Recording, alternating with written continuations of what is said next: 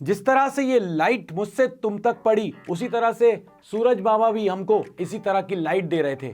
लोगों में बहुत आश्चर्य हुआ कि ये जो लाइट आ रही है ये किस टाइप की आ रही है, ये कैसे आ रही है। बहुत सारे मिथ थे। फिर बाद में जाकर ये क्लियर हुआ कि भैया इस लाइट के अंदर इलेक्ट्रिक फील्ड भी है, मैग्नेटिक फील्ड भी है।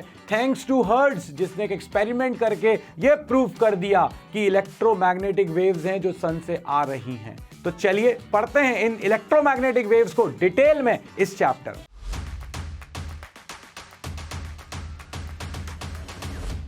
तो यार देखो, सबसे पहली बात तो इलेक्ट्रोमैग्नेटिक वेव्स, सन से जो हमारे पास रेज आ रही है ना, वो इलेक्ट्रोमैग्नेटिक वेव्स हैं। ये हर्ट्ज साहब की एक बहुत बड़ी डिस्कवरी थी। इनफैक्ट उनको कोई प्राइज नहीं मिला, बट उनको मिलना चाहिए था और उनका नाम भी बहुत आगे तक जाना चाहिए था। 37 की एज में वो उनकी डेथ हो गई थी, बहुत ही अनफॉर्चुनेट था। मगर लोग कहते हैं कि एक बहुत महान साइंटिस्ट थे, वो 37 की एज में वो एक्सपायर हो गए थे। ऊपर वाले ने उनको जल्दी बुला लिया, अच्छे लोगों को जल्दी बुला लेता है। खैर, तो आगे बढ़ते हैं अपन। ये जो डिस्कवरी हुई, इस डिस्कवरी के अकॉर्डिंग ये कहा गया कि हमारे पास जो इलेक्ट्रोमैग्नेटिक वेव्स आ रही हैं, जो सन रेज आ रही हैं, उसके अंदर हमारे पास एक डायरेक्शन में इलेक्ट्रिक फील्ड जो है वो ऑसिलेट होती रहती है। ये हमारे पास इलेक्ट्रिक फील्ड वेक्टर है और इसके जस्ट परपेंडिकुलर हमारे पास मैग्नेटिक फील्ड ऑसिलेट होती रहती है और इन दोनों के परपेंडिकुलर हमारी इलेक्ट्रोमैग्नेटिक वेव आगे की तरफ बढ़ती है। मतलब कि इलेक्ट्रिक फील्ड ऑसिलेट हो रही है वर्टिकल में, हॉरिजॉन्टल में ऑसिलेट हो रही है हमारी मैग्नेटिक फील्ड, और इन दोनों के परपेंडिकुलर जा रही है हमारी इलेक्ट्रोमैग्नेटिक वेव। सो इसीलिए इसको हम ट्रांसवर्स भी बोलते हैं नेचर में। क्यों? क्योंकि इलेक्ट्रिक फील्ड और मैग्नेटिक फील्ड एक दूसरे के परपेंडिकुलर हैं और जो डायरेक्शन है आगे बढ़ने की वो उन दोनों के परपेंडिकुलर है। मतलब ऐसे समझो, अगर ये इलेक्ट्रिक फील्ड है ऑसिलेट हो रही है, ये मैग्नेटिक फील्ड ऑसिलेट हो रही है, तो ये डायरेक्शन में हमारी वेव आगे बढ़ रही है। सिंपल डेफिनेशन दी है, एक बार में दिमाग में घुस जाएगी। Electromagnetic waves are those waves in which electric and magnetic field vector changes sinusoidally, ये साइन की वेव है, and are perpendicular to each other as well as the direction of right angle to the direction of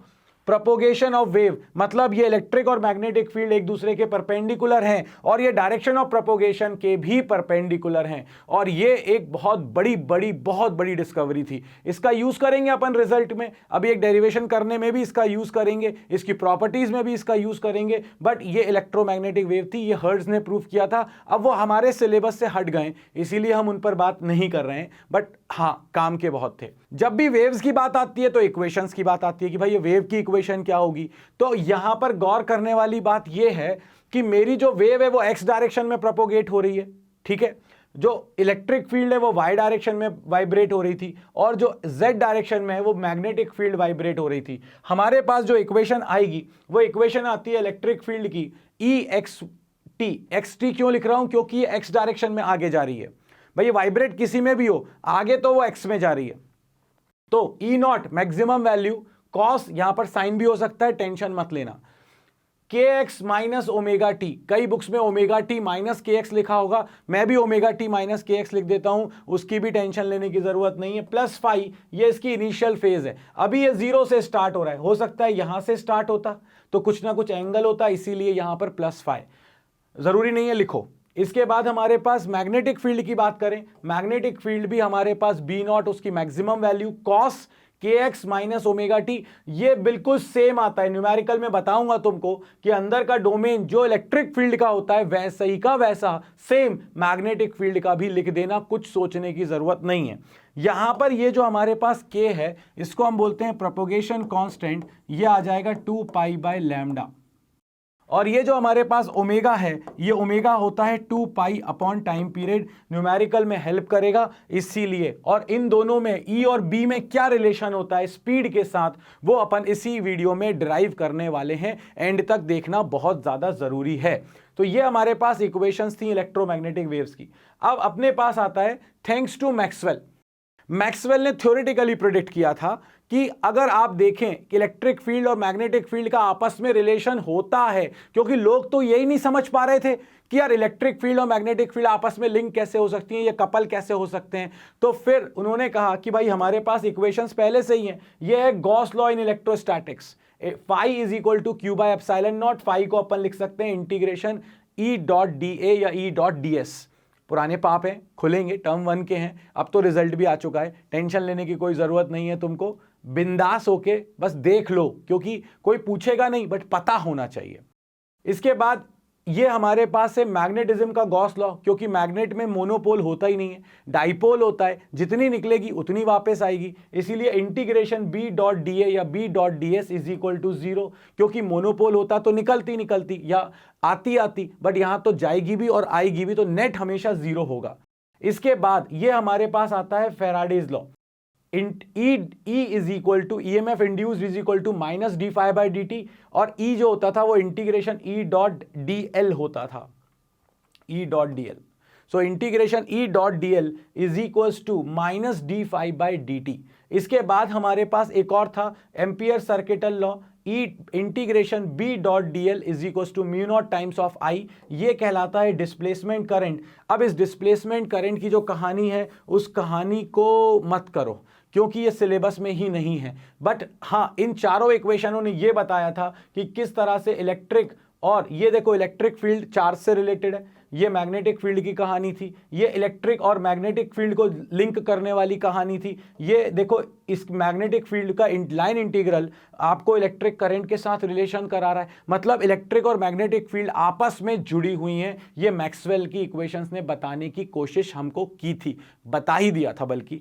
और hurt साहब को तो मैं बार बार इसलिए याद कर रहा हूं क्योंकि उनको याद करना ही चाहिए, हम कभी याद नहीं करते उनको, न्यूटन साहब से ऊपर उनको रखना चाहिए हमको।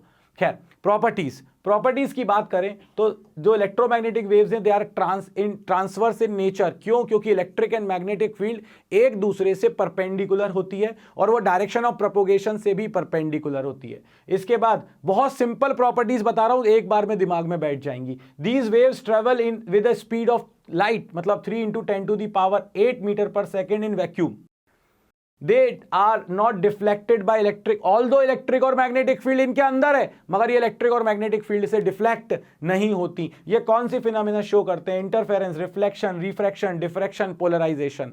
इनमें से 2 लिख दोगे तो भी काम चल जाएगा। Need no medium for their propagation, मतलब कि आगे बढ़ने के लिए उनको किसी मीडियम की कोई जरूरत नहीं है। ये 5 प्रॉपर्टीज, लास्ट वाली पे भूल जाओ, पोलराइजेशन है। तो अगर तुम 5 प्रॉपर्टीज को भी याद रखते हो, सबसे पहले ट्रांसवर्स है नेचर में, दूसरी चीज इलेक्ट्रिक और मैग्नेटिक फील्ड में डिफ्लेक्ट नहीं होती, वैक्यूम में स्पीड ऑफ लाइट यानी 3 × 10⁸ मीटर पर सेकंड से भागता है। अगर देखें तो इंटरफेरेंस, डिफ्रैक्शन इनकी फिनोमेनास को शो करता है और मीडियम की जरूरत नहीं है, इलेक्ट्रिक और मैग्नेटिक फील्ड में डिफ्लेक्ट नहीं होते हैं। तो ये हमारे पास 5 प्रॉपर्टीज हैं, बहुत इंपॉर्टेंट है आपके एग्जाम पॉइंट ऑफ व्यू से, इसीलिए इनको करना जरूरी है। इसके बाद हमारे पास नेक्स्ट आता है electromagnetic waves carry energy and momentum. तो आपसे कहा जाएगा मोमेंटम बताओ, कितना होगा मोमेंटम? तो मोमेंटम बता देते हैं अपन। देखो भाई, E is equal to H nu, ये तो हमें पता है प्लैंक की थ्योरी से। हम लोग ये भी जानते हैं कि frequency is equal to speed of light upon wavelength. Wave optics में भी बात करी है अपन ने इसकी एटम में भी बात करी है, इसलिए बिल्कुल भूलने की आवश्यकता नहीं है। डी ब्रॉगली के टाइम पर भी इसकी बात की है। अगर अपन यहाँ पर इस फ्रीक्वेंसी की वैल्यू को यहाँ रख दें तो ये आ जाएगा hc/λ। h/λ क्या होता है अपने पास? तो डी ब्रॉगली ने बताया था lambda is equal to h/p। तो p ये अपने पास मोमेंटम है, momentum is equal to h/λ। तो ये h/λ को मैंने लिख दिया p, और ये p बन गया मेरे पास E/c। तो ये आ गया आपके पास कि इलेक्ट्रोमैग्नेटिक वेव्स एनर्जी और मोमेंटम को कैरी करती हैं। कितनी energy? E is equal to H nu. कितना मोमेंटम? E/c। ये उस इलेक्ट्रोमैग्नेटिक वेव का मोमेंटम है।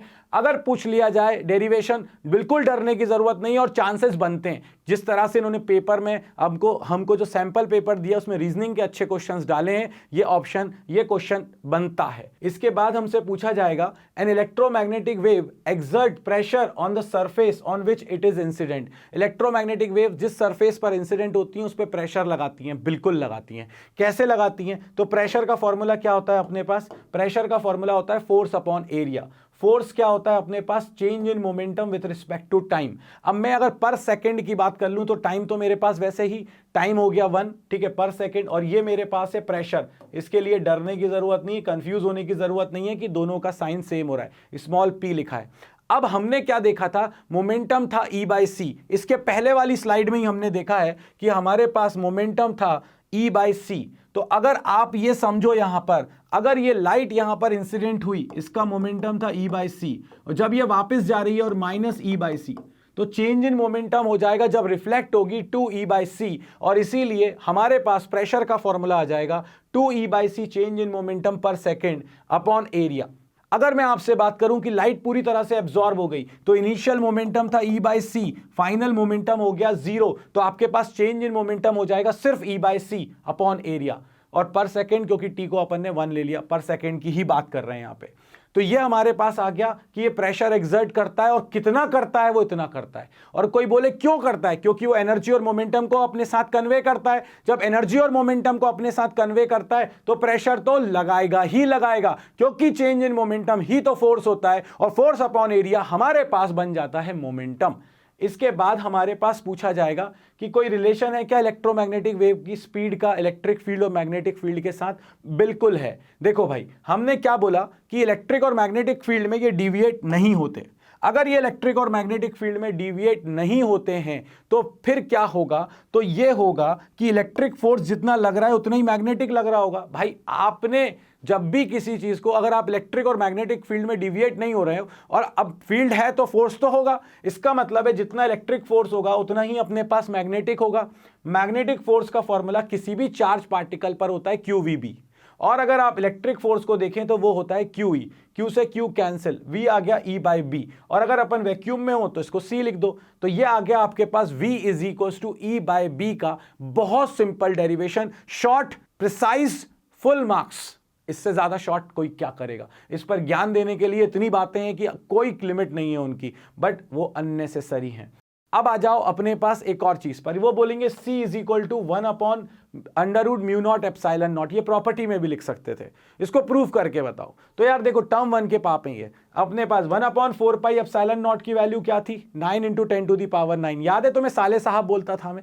अगर यहां पर देखो μ0/4π की वैल्यू क्या है? 10⁻⁻7। अगर इन दोनों को डिवाइड कर दिया जाए, जैसे ही डिवाइड करेंगे 4π से 4π कैंसिल, 9 × 10⁹ अपॉन 10⁻⁻7, 10⁻⁻7 ऊपर जाएगा, बना देगा इसको 16। ये 4π से 4π कैंसिल, ये बन जाएगा 1/μ0ε0, ये हो जाएगा 3, 9 हो जाएगा 3, और ये हो जाएगा 10⁻16, 10⁻8, इसका होल स्क्वायर। और ये चीज तो होती है स्पीड ऑफ लाइट, इसका स्क्वायर हटाओ, यहां रूट आ जाएगा, स्पीड ऑफ लाइट आ जाएगी 1/√μ0ε0। आपका डेरिवेशन हो गया खत्म। आपको नोट्स नीचे डिस्क्रिप्शन में मिल गए, और ये वो पार्ट था इलेक्ट्रोमैग्नेटिक वेव्स का जो स्पेक्ट्रम के पहले तक का था।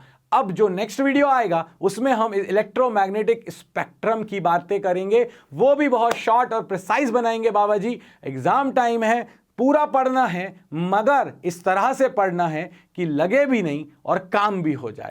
तो इसलिए हींग लगे ना फिटकरी, रंग चोखा हो जाए। तो बस इसी तरह से अपन पढ़ते रहेंगे। लाइक, शेयर, सब्सक्राइब करते रहो, अपने दोस्तों को बताते रहो। मिलते हैं नेक्स्ट वीडियो में, तब तक के लिए बाबा जी की तरफ से जय हो।